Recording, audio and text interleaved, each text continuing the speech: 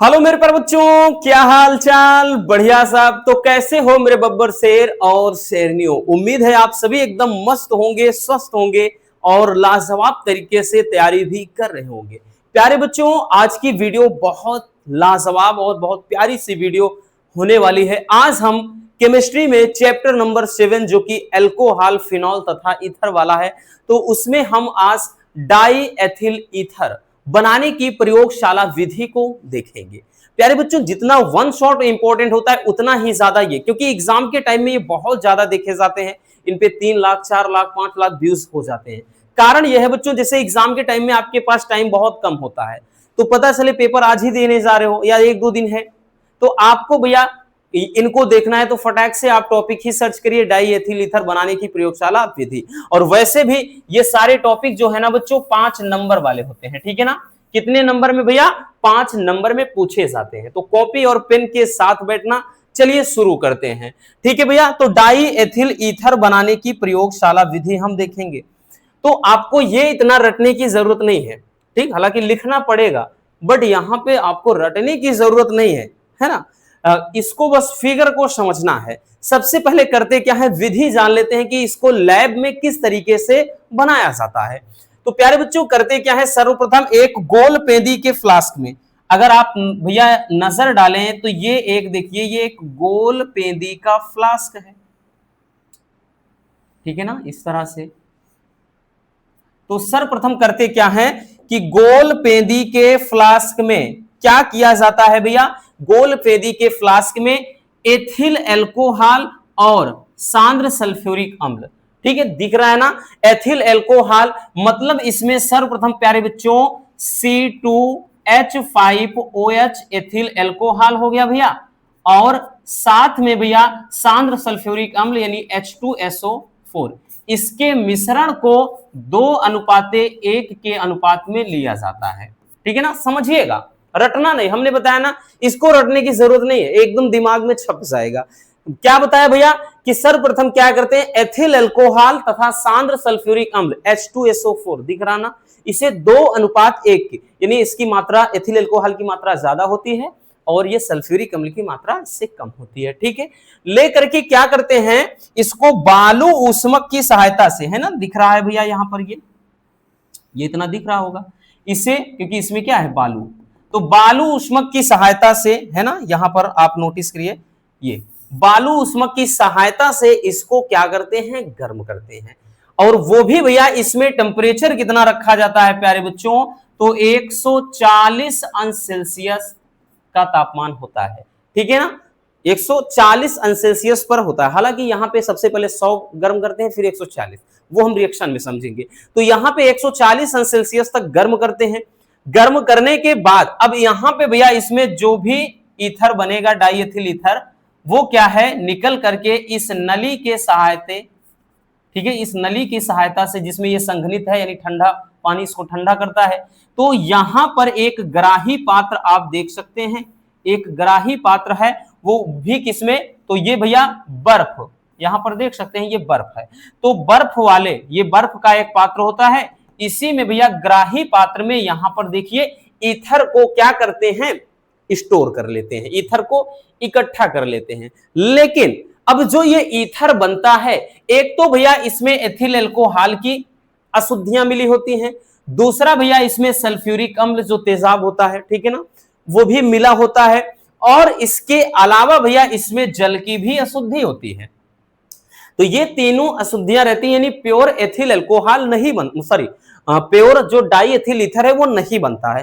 तो सर्वप्रथम करते क्या है कि जो एथिल एल्कोहल है, इसकी अशुद्धि को दूर करने के लिए इस डाई एथिल ईथर को सबसे पहले भैया बात कर लें तो NaOH कास्टिक सोडा के साथ क्या करते हैं, इसकी क्रिया कराएंगे, तब जाकर के भैया एथिल एल्कोहल की अशुद्धि दूर हो जाएगी। और उसके बाद जब H2SO4 की अशुद्धि दूर करना है तो CaCl2, और मतलब जल की अशुद्धि दूर करना है तब भी यही, तो कैल्शियम क्लोराइड के साथ इसकी क्रिया कराते हैं, यानी इसके साथ, ठीक, सबसे पहले इसके साथ धो देते हैं, फिर जाकर के इसके साथ, यानी इसमें हमने बताया ना, एक एथिल एल्कोहल की अशुद्धि, एक आपका ये हो गया किसी सल्फ्यूरिक अम्ल और जल। तो भैया इसकी अशुद्धि को दूर करने के लिए NaOH विलयन के साथ धोया जाता है, कास्टिक सोडा विलयन के साथ, और सल्फ्यूरिक अम्ल और जल की अशुद्धि दूर करने के लिए भैया कैल्शियम क्लोराइड के साथ इसकी क्रिया कराते हैं। तो ये पूरा बच्चों हो जाएगा आपका प्रोसेस। बात समझ में आ गई ना? चलिए अब तो समझ में आ गया होगा भैया लिखना कैसे है बबुआ। चलिए देखते हैं। लिखेंगे सर्वप्रथम एक गोल पेंदी के फ्लास्क में क्या करते हैं, एथिल अल्कोहल तथा सल्फ्यूरिक अम्ल के मिश्रण को 2:1 के अनुपात में लेते हैं। भाई दिख रहा है। फिर हमने बताया बच्चों इसे बालू उष्मक की सहायता से, ये बालू उष्मक है, इसकी सहायता से गर्म करते हैं। और जब 140 अंश सेल्सियस तक गर्म करते हैं, हमने बताया है गर्म करेंगे भैया तो ईथर बर्फ के जल के मतलब जल में रखे ग्राही पात्र में एकत्रित होने लगता है। मतलब यहाँ पे देखिए ये जो ईथर है इस वाले पात्र में है ना, जो ये दिख रहा है, ठीक है, एकत्रित हो जाता है। और ये पात्र है जो बर्फ में रखा होता है, ये देख सकते हैं इसके चारों तरफ क्या है, बर्फ में रखा होता है। लेकिन हमने बताया ना इकट्ठा तो कर लेते हैं, लेकिन इस प्रकार प्राप्त ईथर में ये जो डाई एथिल ईथर बनाते हैं भैया, इसमें एक तो सल्फ्यूरिक अम्ल की बच्चों, दूसरा एथिल अल्कोहल तथा जल की भी अशुद्धियां होती हैं, ठीक है ना। अब उसके बाद जो सल्फ्यूरिक अम्ल की अशुद्धि है दूर करने के लिए, ये जो सल्फ्यूरिक अम्ल की अशुद्धि दूर करने के लिए क्या करते हैं भैया, इसे कास्टिक सोडा, एक मिनट भैया उल्टा बता दिया क्या, सॉरी कान पकड़ लिया, ठीक है, मतलब भैया ध्यान देना हमने उल्टा बोल दिया। देखिए इस वाली सल्फ्यूरिक अम्ल की अशुद्धि दूर करने के लिए कास्टिक सोडा के साथ धोते हैं, और इसकी अशुद्धि और जल की अशुद्धि ये, ठीक है ना, कोई दिक्कत ना। तो यहां पे क्या होता है भैया कि हमने बताया 2 प्रकार की अशुद्धियां होती हैं। तो यहां पर सल्फ्यूरिक अम्ल और एथिल अल्कोहल की और जल की अशुद्धि होती है। तो सल्फ्यूरिक अम्ल की अशुद्धि दूर करने के लिए इसे कास्टिक सोडा विलयन के साथ धो देते हैं भैया, यहां होते हैं लिखा, धोते होगा, ठीक। तथा एथिल अल्कोहल व जल की अशुद्धि दूर करने के लिए इसे कैल्शियम क्लोराइड के विलयन में रख देते हैं, ठीक है, जिससे जाकर के शुद्ध डाई एथिल ईथर, यानी तब जाकर के प्योर जो डाई एथिल ईथर है वो क्या होता है, प्राप्त हो जाएगा। तो इस तरीके से भैया क्या है, डाई एथिल ईथर प्रयोगशाला में बनाया जाता है। तो रटने की जरूरत है नहीं क्योंकि बहुत सिंपल सा है, बस फिगर समझ लेना है और कुछ भी नहीं है। तो चलिए पहले इसको स्क्रीनशॉट कर लीजिए भैया, फिर हम देखते हैं इसके रिएक्शंस को।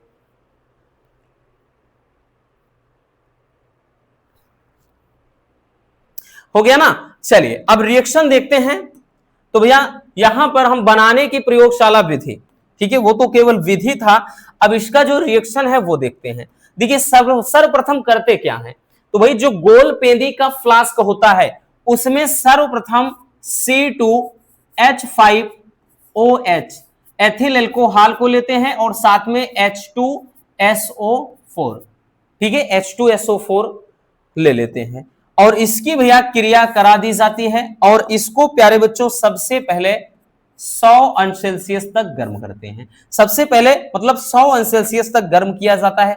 क्या बनेगा, तो एथिल हाइड्रोजन सल्फेट C2H5 यहां से उठा लीजिए, C2H5, और उसके बाद यहां से एक भैया H ले लीजिए, यहां पे SO4, तो एथिल हाइड्रोजन सल्फेट ये बन गया। और बचा क्या, अब एक H ले लिया तो भैया यहाँ H2 है और यहां पर O है, तो यहां पर H2O जल बन गया, ठीक है। अब दूसरे भैया प्रोसेस में, दूसरे में क्या होता है, क्योंकि भी 2 चरण में होती है, ये 100 अंश सेल्सियस तक गर्म करेंगे, ये बनेगा। अब भैया ये जो एथिल हाइड्रोजन सल्फेट है मतलब C2H5HSO4 है, ये फिर से यानी बूंद बूंद करके ऊपर से इसमें एथिल अल्कोहल मिलाते रहते हैं, तो ये फिर से एथिल अल्कोहल से क्रिया करके क्या बनाएगा भैया, ये फिर से क्रिया करके, और ये अब की बार 140 अंश सेल्सियस तक जब गर्म करते हैं तो ये बनाएगा डाई एथिल ईथर, जिसके बारे में अपन पढ़ रहे हैं। अब भैया 2 बार देखिए, C2H5O और उसके बाद C2H5, समझिए C2H5 यहां का ले लिया और एक C2H5 यहां का ले लिया, O यहां पे ले लो चाहे यहां से ले लो, कोई दिक्कत ना। तो C2H5O C2H5 नाम क्या हो गया भैया, डाई एथिल। 2 बार है, जो कौन सा एल्किल समूह है, एथिल, तो 2 बार है इसलिए डाई एथिल। और ईथर वैसे भी भैया ईथर की पहचान क्या होती है, तो ऑक्सीजन होता है, ठीक है ना। और इसके दोनों तरफ यानी ऑक्सीजन में दोनों तरफ क्या होते हैं, एल्किल समूह जुड़े होते हैं। अब दोनों बराबर एल्किल समूह भी हो सकते हैं और दोनों भिन्न भिन्न भी हो सकते हैं, ठीक है।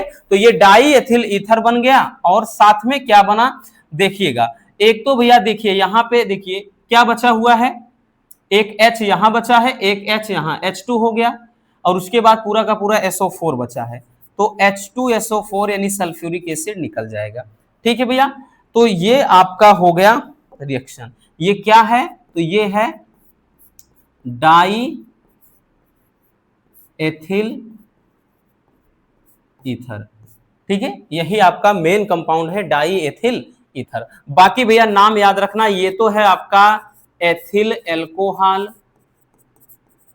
और उसके बाद बच्चों ये क्या हो जाएगा भैया, ये है सल्फ्यूरिक अम्ल। क्या है भैया, सल्फ्यूरिक अम्ल, ठीक है ना। ये सल्फ्यूरिक एसिड हो जाएगा और उसके बाद भैया क्या हो जाएगा, और ये बनाएगा एथिल हाइड्रोजन सल्फेट और जल, जब इसकी क्रिया फिर से हम एथिल अल्कोहल से करेंगे तो डाई एथिल ईथर बना लेता है। चलिए भैया इसको जल्दी से स्क्रीनशॉट कर लीजिए।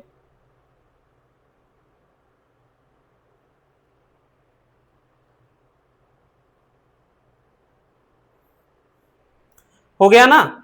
तो ये है आपका मेन रिएक्शन, ठीक है, यही आपका इंपॉर्टेंट होता है मेन रिएक्शन। अब आगे देखते हैं भैया रासायनिक गुण को। अब हम समझेंगे इसके रासायनिक गुण को, ठीक है। पहला है एसिटिल क्लोराइड से क्रिया। एसिटिल क्लोराइड के साथ जब क्रिया कराएंगे ईथर की, बोले तो डाई एथिल ईथर की, तब जाकर क्या बनता है, ठीक है। चलिए भैया देखिए एसिटिल क्लोराइड से क्रिया कराने पर क्या होगा, निर्जल जिंक क्लोराइड अथवा एल्यूमिनियम क्लोराइड की उपस्थिति में जब डाई एथिल ईथर को एसिटिल क्लोराइड के साथ क्या करते हैं, गर्म करते हैं, एथिल एसीटेट बनता है। क्या बनता है बच्चों, एथिल एसीटेट। चलिए देखते हैं। तो भैया क्या है, भाई किसके बारे में पढ़ रहे हैं, तो डाई एथिल ईथर C2H5O और उसके बाद यहां पर भी C2H5 और इसकी क्रिया कराना है एसिटिल क्लोराइड यानी CH3COCl। एसिटिल क्लोराइड का ये फार्मूला हो जाता है, ठीक है।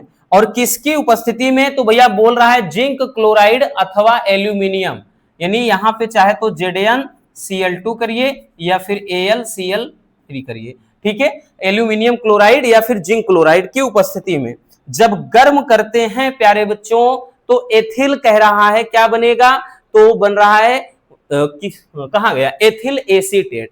तो भैया एसीटेट कब पढ़ा जाता है, जब CH3COO ये एसीटेट होता है ना, एसीटेट इसको पढ़ा जाता है। तो भैया CH3CO यहां से एक ओ यहां का ले लिया और C2H5 पीछे लगा देंगे, C2H5। सारे रिएक्शन बहुत सिंपल है इसमें के, ठीक है। तो क्या बन गया, इसका नाम ethyl इदना acetate, ethyl acetate.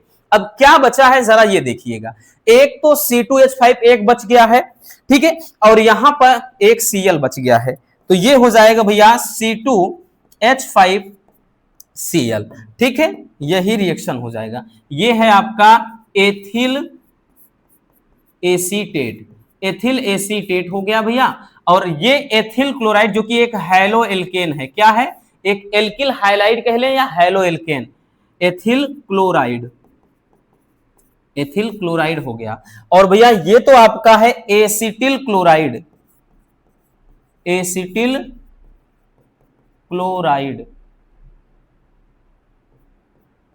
Acetyl chloride हो गया, ठीक है। बाकी ये तो आपका डाई एथिल ईथर है ही, नाम याद रखना, ठीक है, जरूरी है लिखना भैया। ये हो जाएगा आपका एसिटिल क्लोराइड के साथ क्रिया का रासायनिक समीकरण, ठीक है भैया। चलिए जल्दी से स्क्रीनशॉट कर लीजिए इसको।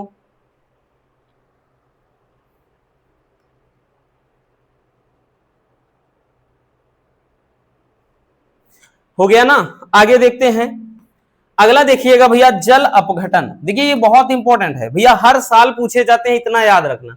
जैसे 25 में ही आया है क्वेश्चन, इस तरह से किया गया है कि ईथर के मतलब ईथर से संबंधित 3 रासायनिक समीकरण लिखिए, ठीक है, इसके रासायनिक गुण से, ऐसे बोल देगा बस। या फिर कहेगा ईथर के निर्माण की विधि का रासायनिक समीकरण लिखिए। तो कई तरीके से घुमाकर पूछ सकता है। बाकी 5 नंबर में आएगा तो डायरेक्टली डाई एथिल ईथर बनाने की प्रयोगशाला विधि का सचित्र वर्णन कीजिए। ठीक है, तो चलिए अगला देखते हैं जल अपघटन। जल अपघटन कराने पर क्या होता है, देखो उच्च ताप व दाब पर जब तन सल्फ्यूरिक अम्ल की उपस्थिति में डाई एथिल ईथर का जब जल अपघटन कराते हैं एथिल अल्कोहल बनेगा। चलिए देखते हैं बच्चों रिएक्शन को। तो ले लेते हैं सबसे पहले डाई एथिल ईथर C2H5 और O यहां से फिर से C2H5 हो गया डाई एथिल ईथर। इसका कराना है जल अपघटन यानी H2O। भैया जल अपघटन करा देते हैं बच्चों, तो यहां पर किसकी उपस्थिति में, तो भैया एक तो यहां पे उच्च ताप व दाब, ठीक है, यहां पे हाई टेम्परेचर और प्रेशर रहेगा, और किसकी उपस्थिति में भैया, तो तनु सल्फ्यूरिक अम्ल H2SO4, तनु H2SO4 की उपस्थिति में जब ये भैया इसका जल अपघटन होगा प्यारे बच्चों, क्या बनेगा, एल्कोहल, एल्कोहल बनेगा, वो भी C2H5 है तो भैया एथिल एल्कोहल बनेगा। तो C2H5OH, ध्यान से समझिए, C2H5 एक O ले लीजिए, एक यहां का H उठा लीजिए OH। अब फिर क्या बचा, C2H5, एक H बचा है, एक O बचा है, तो एक और अणु यहां पे जल मतलब एल्कोहल का बन गया। तो C2H5OH C प्लस C2H5OH, या आप डायरेक्टली ऐसे भी लिख सकते थे, 2 आगे लगा के C2H5OH, ऐसे भी लिख सकते थे भैया, आगे 2 लगा दीजिए, इसका मतलब एल्कोहल के 2 अणु बन रहे हैं। ठीक है भैया, चलिए तो ये क्या है, एथिल एल्कोहल, एथिल एल्कोहल। तो भैया हमने तोड़ तोड़कर दोनों अच्छे से समझा दिया है, इसलिए दिक्कत नहीं होनी चाहिए। ठीक है भैया, ये एथिल एल्कोहल के 2 अणु बन जाएंगे। ये तो है आपका डाई एथिल ईथर,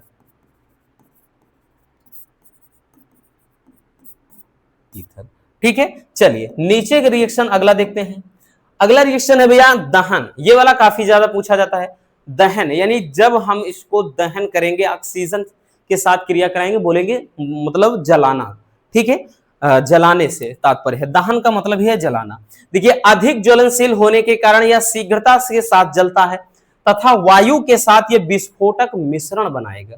ठीक है ना, विस्फोटक पदार्थ बनाता है।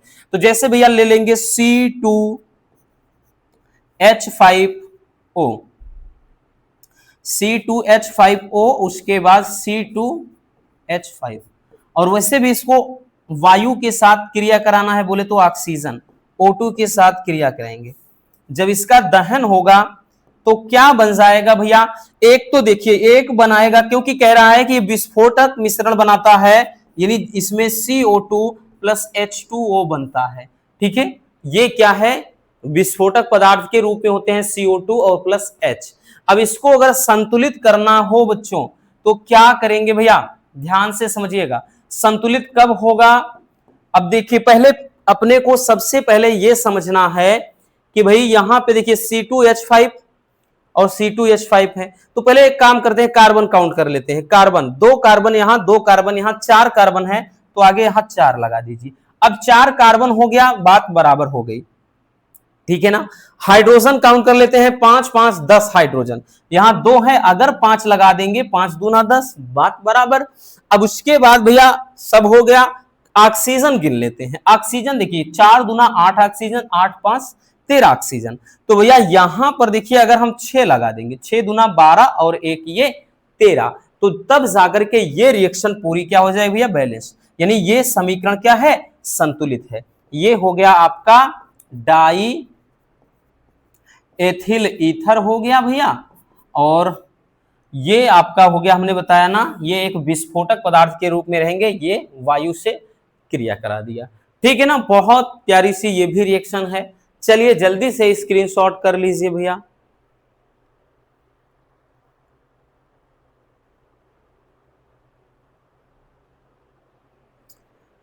हो गया ना, आगे चलते हैं बच्चों। आगे देखेंगे भैया, अगला है फास्फोरस पेंटाक्लोराइड से क्रिया, PCl5 से क्रिया। चलिए देखते हैं। देखिए जब डाई एथिल ईथर की क्रिया भैया फास्फोरस पेंटाक्लोराइड से कराते हैं, तब जाकर एथिल क्लोराइड बनता है। चलिए देखते हैं, C2H5O, उसके बाद C2H5 क्या हो गया, डाई एथिल ईथर।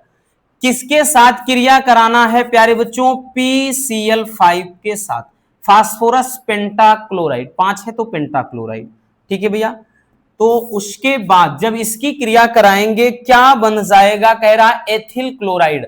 अब ध्यान से समझना, C2H5 ले लेंगे तो भैया यहां से हो जाएगा एथिल, और यहां का एक Cl ले लीजिए तो ये क्लोराइड हो गया, प्लस का और क्या बन जाएगा, एक C2H5 और बचा है तो भैया एक और C2H5 हो गया, और प्यारे बच्चों एक Cl और यहां का ले लीजिए Cl। मतलब ये आपका हैलो एल्केन कह लें या एल्किल हाइलाइड कह लें, ठीक है, ये एक हैलो एल्केन बना है, नाम क्या है, एथिल क्लोराइड। या फिर आप डायरेक्टली आगे 2 लगा करके C2H5 लिख देते और यहां का Cl भैया ऐसे कर सकते थे, या हमने अलग अलग लिख दिया। अब ऐसे में और आसान हो जाती है रिएक्शन।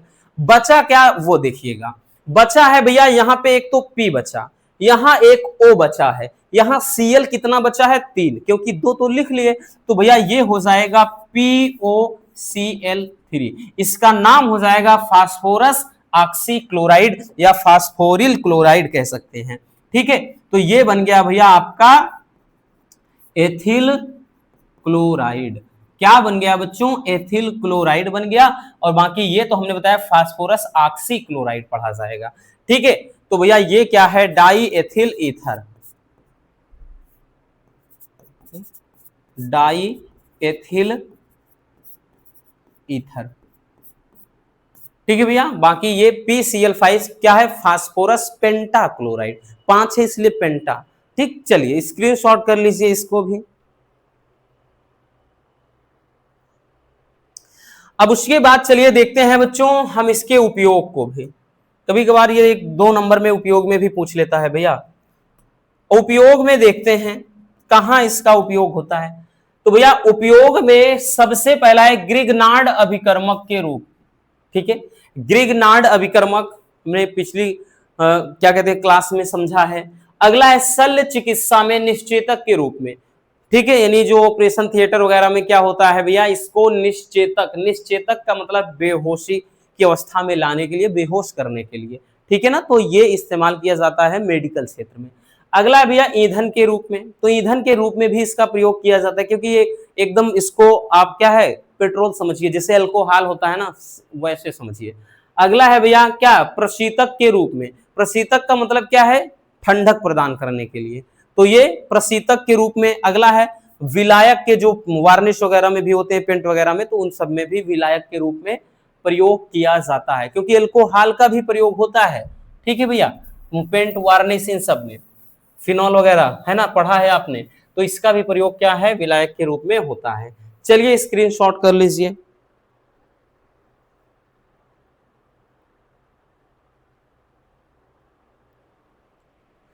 हो गया भैया, तो बस आज के इस वीडियो में इतना ही। उम्मीद है आपको ये क्लास काफी पसंद आई होगी।